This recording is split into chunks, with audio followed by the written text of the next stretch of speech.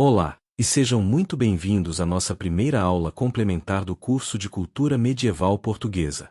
Nesta aula, vamos mergulhar nos detalhes de uma das ordens religiosas mencionadas na aula 8, a Ordem de Cister. Esta ordem não foi apenas mais uma instituição religiosa, ela protagonizou um dos capítulos mais transformadores da história medieval portuguesa. Vamos falar da sua chegada a Portugal e do papel absolutamente decisivo do Mosteiro de Alcobaça como centro espiritual, tecnológico e cultural.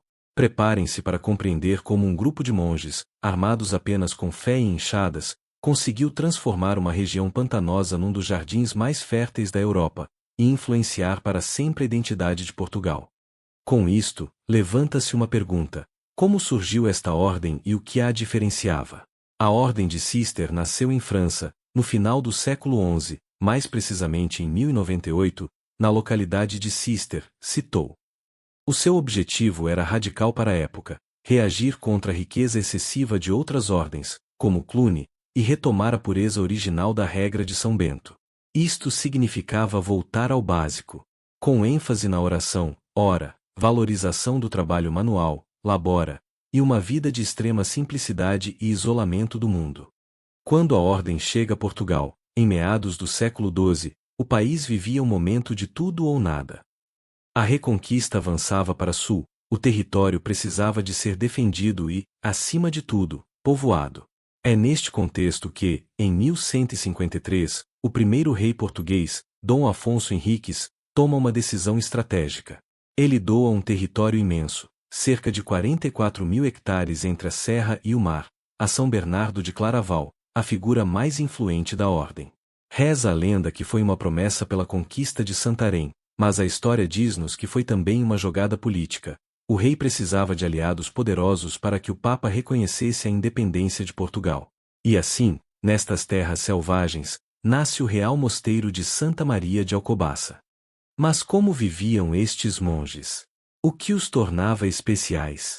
Os monges brancos, como eram chamados devido à cor do seu hábito, feito de lã não tingida, em sinal de pobreza, viviam sob uma disciplina férrea.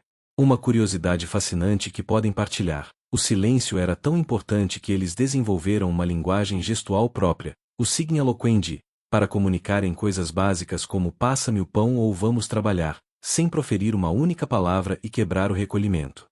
Agora, vamos entrar na parte mais impressionante. Como é que eles organizaram este território? Imaginem a região de Alcobaça no século XII. Não eram campos verdejantes, mas sim pântanos insalubres e matas cerradas. É aqui que os cistercienses mostram que eram, na verdade, grandes engenheiros. Eles introduziram inovações tecnológicas que mudaram a face da região. A nível de engenharia hidráulica, eles não só usavam a água, como a domavam. Desviaram o curso do rio Alcoa através de um canal, a Levada, para que a água corresse dentro do mosteiro, levando água potável à cozinha e saneando os esgotos, algo raríssimo na Idade Média. Com a drenagem secaram os pântanos da Sela e da Pederneira, transformando lamas em solos férteis para a agricultura. E criaram as granjas, organizando o território numa rede de quintas gigantes, chamadas de granjas, como a de Aljubarrota ou a de Maiorga, que funcionavam como centros de produção especializada. Umas produziam vinho, outras azeite, outras cereais. Mas a influência da ordem não se ficou pela enxada e pelo arado. Alcobaça foi um verdadeiro farol de cultura. O mosteiro abrigava um dos maiores scriptoriums, salas de escrita, da Europa. Numa época sem imprensa, foram os monges de Alcobaça que copiaram e preservaram obras fundamentais da antiguidade e textos bíblicos preciosos, como a famosa Bíblia de Alcobaça. Socialmente, o mosteiro funcionava quase como um estado. Tinha sua própria botica, farmácia e enfermarias, onde os monges aplicavam conhecimentos medicinais avançados para curar não só a comunidade religiosa, mas também as populações locais. E claro, não podemos esquecer o edifício em si. Quando olharmos para a igreja do Mosteiro de Alcobaça, iremos reparar na sua altura impressionante e na quase total ausência de imagens ou decorações nas paredes. Isto não é falta de dinheiro, é teologia. É o gótico cisterciense, uma arquitetura de luz e verticalidade, feita para elevar a alma a Deus sem distrações.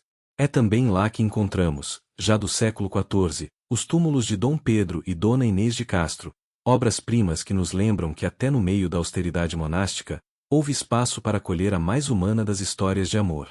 Para terminar, podemos afirmar que a Ordem de Cister foi a espinha dorsal do desenvolvimento do Portugal medieval. Ao unirem a espiritualidade do céu com a tecnologia da terra, os monges de Alcobaça não construíram apenas um edifício de pedra. Construíram uma paisagem, uma economia e uma cultura que perduram até hoje. Das maçãs de Alcobaça à arquitetura gótica, o legado destes monges está vivo à nossa volta. Espero que tenham gostado desta viagem no tempo. Não se esqueçam de deixar o vosso gosto e de subscrever o canal para não perderem as próximas aulas. Até a próxima!